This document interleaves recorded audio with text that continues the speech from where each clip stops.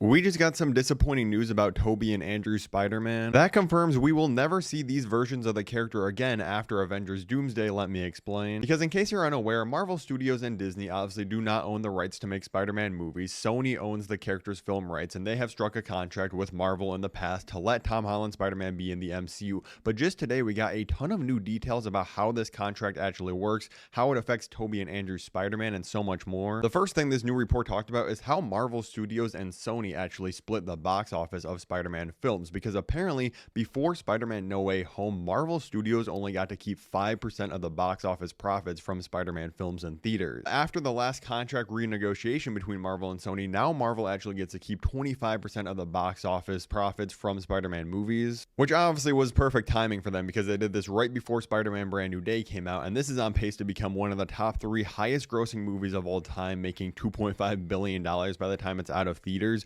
which is absolutely insane. But of course, since Spider-Man is as popular and makes all this money, people have been asking, well, why hasn't Sony just made their own Spider-Man movies? Put Andrew Garfield's Spider-Man in a Venom film or something. Or literally just do anything besides making these Venom-verse movies. Because listen, the first Venom movie is incredibly dumb, but it is a lot of fun. But after that, this thing is just complete garbage top to bottom. So everybody was wondering, why not just bring back Tobey or Andrew Spider-Man, give them a new solo movie while still having Tom Holland's going at the same time? Well, the answer to that is that in the contract between Disney and Sony that lets Tom Holland Spider-Man be in the MCU, Disney has a clause in there where Sony cannot make their own live-action Spider-Man film. It doesn't matter who they put in as the Spider-Man actor. Of course, this does make sense from Disney's point of view. They're like, hey, we have our own thing going with the MCU. We do not want you messing with that. Like, they probably were already mad that they were making the Venom, Kraven the Hunter, and Madam Web films, but they didn't have anything in the contract to stop Sony from using Spider-Man characters, but they did stop them from making like a Spider-Man 4 with Tobey Maguire or an Amazing Spider-Man 3 with Andrew Garfield, or even using these characters in one of their spin-offs. I still do think there's one thing Sony could do with these characters that would be genius that I'll get to in a second. But first I want to say I actually do think this contract is a win-win for both studios and us as an audience.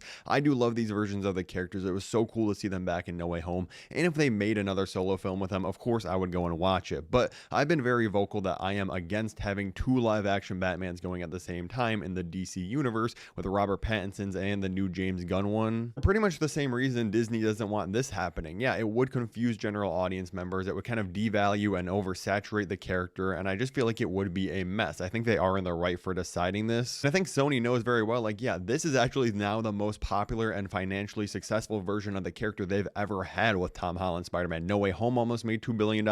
Brand New Day is going to soar over it. So why would they not leave Spider-Man in the MCU? He only gets more help and boost from being in Avengers movies and stuff that only ends up making Sony more money in the long run. With all this being said about how I think it's good that there's only one Spider-Man, I still think if Sony was smart, I don't know if this is also something in the contract, they would just make a live-action Spider-Man TV show that's completely separate from their other Venomverse movies, the MCU. It's just a new take on the character, and you simply have Tobey or Andrew in this live-action show. Like, they made a live-action Spider-Man TV show, and they had to call him Ben Reilly in Spider-Noir. That's cool. You don't have to call either of these Peter Parker. If you put them in a Spider-Man suit and call them like the guy that dresses up as a spider, it would still be like the most popular TV show of all time. Or honestly, just make them the voice of an animated Spider-Man cartoon, and you would have absolute gold on your hands. And again, from leaks, it's confirmed we're at least going to see Tobey Spider-Man in Doomsday and Secret Wars, and we actually heard something crazy that's going to happen with his character in the movie. So if you want to hear all about that, click the video above my head right now, and thank you so much for watching.